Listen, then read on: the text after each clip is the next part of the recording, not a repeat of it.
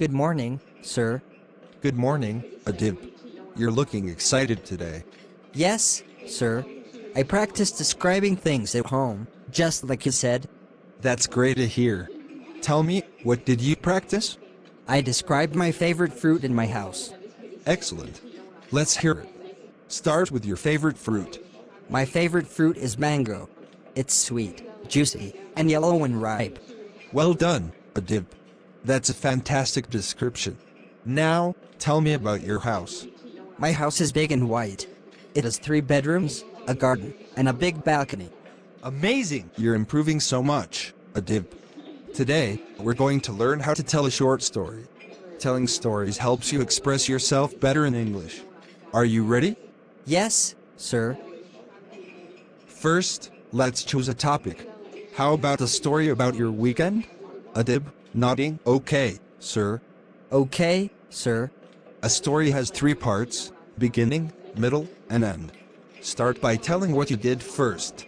On Saturday morning, I woke up early and helped my mother in the kitchen. That's a good beginning.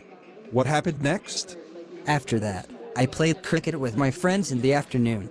Excellent. Now, tell me how your day ended. In the evening, I watched a movie with my family and went to bed early. Fantastic, Adib. You just told your first story in English. How does it feel? It feels great, sir. Let's make it more fun. I'll tell you a story, and you'll ask me questions about it. Ready? Ready, sir? Last weekend, I went to the park. I took a long walk and saw some beautiful birds. What kind of birds did you see? I saw parrots and sparrows. They were flying around and chirping.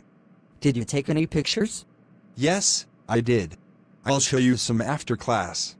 That sounds like a fun day, sir. It was.